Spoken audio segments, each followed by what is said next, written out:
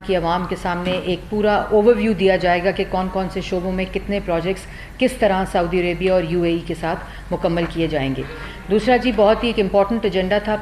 Federal minister for power Khurram Dastgir صاحب بھی یہاں موجود ہیں. اس کے اوپر ایک کمپلیٹ تفصیلی بریفنگ دی گئی جس کے اوپر وہ آپ کو بریف بھی کریں گے. اس وقت انرجی کی کیا صورتحال ہے ملک کے اندر, پچھلے 4 سال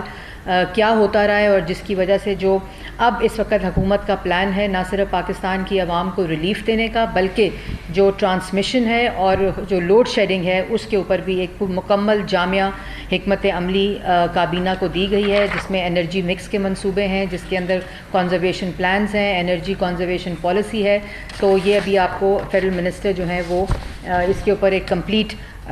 جو کابینہ کو بریفنگ دی ہے اس کے بارے میں بریف کریں گے. اس کے ساتھ ہی جو امپورٹنٹ چیز ہے گندم کی جو اس وقت صورتحال ہے پاکستان کے اندر, تو آپ نے دیکھا کہ 4 سال جس وقت گندم کی کاشتکاری کی جا رہی تھی اس وقت نہ کوئی انسینٹیو دیا گیا, بلکہ ڈی اے پی کی جو بوری تھی جو 2018 میں 2600 تھی, اور اس وقت وہ نہ صرف 10,000 روپے کی مل رہی ہے بلکہ مل بھی نہیں رہی تھی جس وقت یہ کاشت گندم کی ہونی تھی. اس کے علاوہ کوئی انسینٹیو بیسڈ اپروچ نہیں تھی, تو جس کی وجہ سے پچھلے 4 سال کی پالیسیز جو تھیں, جو گندم کی سچویشن ہے ملک کے اندر سٹاک کے حساب سے, اس کو دیکھتے ہوئے کابینہ نے آج 3 ملین جو میٹرک ٹن ہے اس کی گندم کی امپورٹ کی اجازت دی ہے, لیکن یہ صرف ایک خاص مدت کے لیے ہے. اس کے بعد انشاءاللہ 2018 میں جس طرح پاکستان مسلم لیگ نون کی حکومت ختم ہوئی تھی, میں یہ بتاتی چلوں اور آپ لوگوں کے لیے اس کو رپورٹ کرنا بہت امپورٹنٹ ہے کہ اس وقت پاکستان گندم کو ایکسپورٹ کر رہا تھا, اور انشاءاللہ جو اس وقت ویژن ہے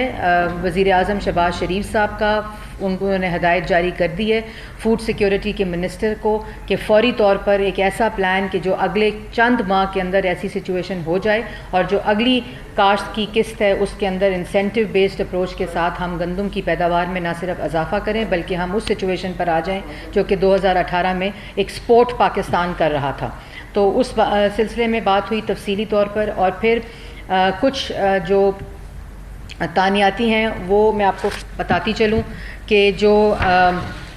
آرڈیننس فیکٹری بورڈ ہے اس کی اوپر محمد مسعود صاحب کو ڈائریکٹر تانیات کرنے کی منظوری دی ہے, industrial and commercial relation ships, اور بطور ممبر بورڈ تانیاتی کی منظوری دی گئی ہے محمد مسعود صاحب کو. اس کے علاوہ ریٹائرڈ ایڈمرل سلمان الیاس صاحب جو ہیں ان کو ایم ڈی شپ یارڈ انجینئرنگ ورکس کا ڈائریکٹر کی تانیاتی کی منظوری دی ہے. ایک بہت ہی امپورٹنٹ آج ایجنڈا آئٹم تھا کابینہ کا جس کے اوپر جو پاسپورٹس ہیں, جو 1947 پاسپورٹ ایکٹ کے تحت ایک سے زیادہ غیر ملکی پاسپورٹ جن کے پاس بھی ہے ان کو منسوخ کرنے کی منظوری دی ہے, اور نہ صرف یہ منظوری کہ ان کو منسوخ کیا جائے بلکہ آئندہ اس کو کیسے روکا جائے اس کے اوپر بھی ایک کمپلیٹ حکمت عملی جامع بنانے کی ہدایت دی ہے جو چند ہی دنوں میں فائنل ہو کر بتا دی جائے گی. اور آخری تاریخ یہ جو 2 پاسپورٹس ہیں اس کی منسوخی کی آخری تاریخ 31 دسمبر 2022 مقرر کی گئی ہے. تب تک جو جتنا جو پروسیجرل اور ایڈمنسٹریٹو کام ہے اس کو مکمل کرنے کی ہدایت کی گئی ہے. اس کے بعد یہ ای سی سی نے جو اقتصادی رابطہ کمیٹی 9 مئی کو جس کا اجلاس ہوا تھا اس کی بھی ڈیسیجنز کی توثیق کی گئی ہے کہ جتنا رمضان پیکج میں آٹا اور چینی کا جو ریٹ وزیر اعظم کی ہدایت اور جو صوبوں کے ساتھ مل کے تعین کیا گیا تھا, جس کے اندر جو 20 کلو کا آٹے کا تھیلا ہے وہ 950 سے 800 روپے کیا گیا تھا, اور چینی جو ہے وہ 85 روپے کلو سے 70 روپے کلو کی گئی تھی. تو اس کو بھی کابینہ نے آج منظور کیا ہے کہ یہ اسی ریٹ کے اوپر ان کو برقرار رکھا جائے, اور صوبوں کے ساتھ ہر روز کی بنیاد کے اوپر ایک کوآرڈینیشن کمیٹی ہے جو کہ وزیر اعظم شہباز شریف صاحب اس کو خود چیئر کرتے ہیں, اور مانیٹرنگ میکنزم اس وقت ان پلیس ہے جس سے ان ریٹس کے جس طرح رمضان کے دوران اس کو انشور کیا گیا ہے تو انہی ریٹس کو انشور کیا جائے گا, اور جو پاکستان کی عوام کو ریلیف ہے اس کا زیادہ سے زیادہ پاس آن کرنے کا جو ہدایت جاری کی ہے وزیر اعظم صاحب نے. اس کے علاوہ جی جو I B D G I B جو ہیں ان کو فواد اسد اللہ خان صاحب کو تعینات کرنے کی کابینہ نے منظوری دی ہے. اس کے علاوہ جو لیفٹیننٹ جنرل مزمل حسین صاحب ہیں جو وابڈا کے چیئرمین تھے انہوں نے استعفیٰ دیا ہے، کابینہ نے اس کو آج منظور کر لیا ہے، اور جو ممبر فائنینس ہیں ان کو اس وقت ایڈیشنل چارج دیا گیا ہے جب تک ایک مکمل نہیں ہوتا پروسیس چیئرمین وابڈا کی تعیناتی کا، تو ان کو اس وقت ہم نے چارج دیا ہے۔ تو یہ تو تھے جو ایجنڈا آئٹمز آج کے کابینہ کے تھے۔ اس کے علاوہ جو پنجاب کے اندر اس وقت آئین شکنی ہو رہی ہے اور 3 اپریل سے لے کر 11-12 اپریل تک کی جو قسط ہے اس کو عمران خان صاحب کی طرف سے دوبارہ دہرانے کی جو ایک سازش ہے، اور جو آئین پر حملہ، پارلیمان پر حملہ اور آئین شکنی کا جو ایک پورا تسلسل ہے وہ جاری ہے، اور آئین شکنی کر کے اس کے اوپر غنڈہ گردی بھی شامل، اس کی ایکسپورٹ کے اوپر مکمل طور پر پابندی لگا دی ہے، اور وہ پابندی سٹاک پاکستان میں اس وقت چینی کا موجود ہے ڈیمانڈ کے مطابق، اور جو ڈیمانڈ اس وقت 16,000 ٹن ڈیلی کی ہے، اور اس کے برعکس جو اس وقت سٹاک موجود ہے 4,870 ٹن جو کہ ہوتا ہے، اور جو کاشت ہماری اس وقت 2021-22 کا جو موجودہ کاشت تھی وہ 7.869 ٹنز کے حساب سے، تو اس ڈیٹا سے ہمیں معلوم ہوتا ہے کہ سفیشینٹ سٹاکس اس وقت موجود ہیں جو ڈیمانڈ کو ایڈریس کر سکتے ہیں۔ لیکن آپ نے دیکھا کہ پچھلے ادوار میں جب چینی کو ایکسپورٹ کیا گیا اس وقت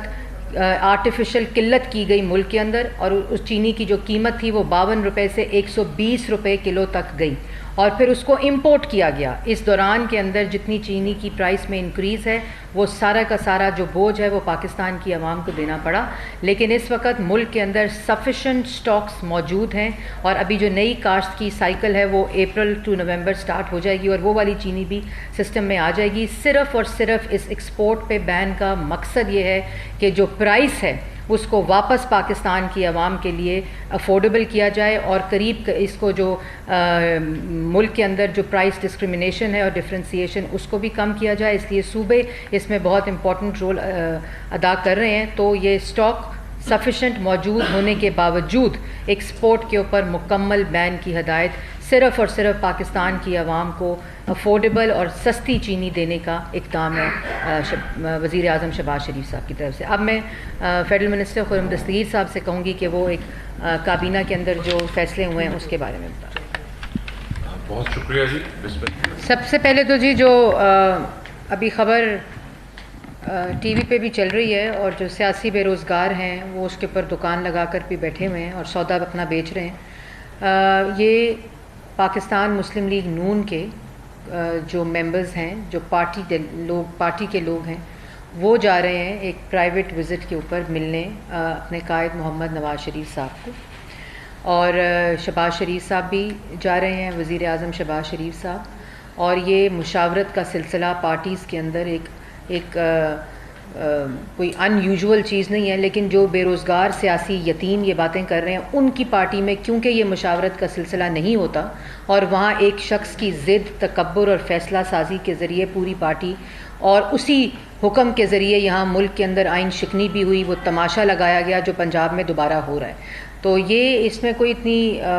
بڑی بات نہیں ہے، لیکن جن کے پاس آج کچھ کہنے کو نہیں ہے، کوئی کارکردگی دکھانے کو نہیں ہے، کسی قسم کا پاکستان کی عوام کو 4 سال ریلیف دیا ہو وہ بتانے کو نہیں ہے، صرف جھوٹا ایک بیانیہ جو بیرون ملک سازش کے علاوہ، تو اب ان کو ایک ٹاپک مل گیا۔ لیکن میں یہ ضرور بتانا چاہتی ہوں کہ یہ مسلم لیگ نون کا ڈیلیگیشن ہے، پارٹی ڈیلیگیشن جا رہا ہے قائد محمد نواز شریف صاحب کو ملنے۔ مشاورتی عمل ہے، مشاورتی سلسلہ پارٹیوں کے اندر، اور مسلم لیگ نون کے اندر خاص طور پر یہ سلسلہ جاری رہتا ہے۔ اس کے علاوہ اب میں نے جیسے پہلے کہا کہ بغیر وجہ کے تنقید جو ہے وہ مقصد ہے تو اس کو جاری رکھیں، ہم وہ کریں گے جو پاکستان کی عوام کے لیے بہتر ہوگا اور جو پاکستان کی عوام کے حق میں بہتر ہوگا۔ جی ڈی جی آئی بی کا پروفائل جو آپ کو میں نے پہلے بتایا کہ تعیناتی ہوئی ہے، وہ بالکل ان سب چیزوں کو دیکھ کر رکھا جاتا ہے، کیونکہ جب تک کوئی کیٹیگورک الزام ثابت نہ ہو جائے، یہ روش ہم نے 4 سال بھی دیکھی ہے، تو ان تمام چیزوں کو مد نظر رکھتے ہوئے ہی ہوتا ہے۔ ختم کر دیا ہے. پھر کچھ دیر یہ جو تسلسل اور توازن ہے یہ ہمارا مقصد ہے, اور اس کا وجہ یہی ہے کہ لوگوں کو, پاکستانیوں کو اپنے گھروں میں بھی کچھ سکون ملے, لیکن ساتھ ہی ہماری جو انڈسٹری ہے, جو لوگ انڈسٹری لگانا چاہتے ہیں ان کو بھی یہ ایک تسلی ہو کہ پاکستان میں اللہ تعالیٰ کے کرم سے سفیشینٹ وافر بجلی موجود ہے.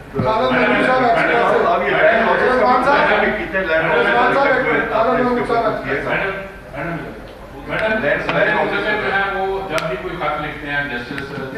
لاہور ہائی کورٹ کے خلاف ابھی ان کو ریفرنس دیتے ہیں, اور جب گورنر کی کروری ہوتی ہے تو اس میں بھی آرٹیکل کا کوئی حوالہ دیتے ہیں. کیا آپ کے پاس کوئی امپیچمنٹ کے علاوہ کوئی آئینی راستہ ہے کہ صدر مملکت کے خلاف کوئی کارروائی کی جا سکے؟ دیکھیں, اس کے اوپر آج کابینہ میں بڑی ہی تفصیلی مشاورت ہوئی ہے, کیونکہ جس قسم کی میں نے پہلے کہا کہ آئین شکنی 3 اپریل سے لے کر 11 اپریل کو دیکھی, اور ایک شخص کے حکم کے اوپر صدر, deputy speaker, speaker, governor Punjab, یہ تمام کانسٹیٹیوشنل پوزیشنز ہیں, اور ان کے آئینی اختیارات کا ناجائز استعمال پاکستان کی جو آئین ہے اس کے اوپر حملہ ہے, اور یہ آئین شکنی جو ہے اس کو کسی طرح بھی برداشت نہیں کیا جا سکتا. اور ایک تو آئین شکنی اوپر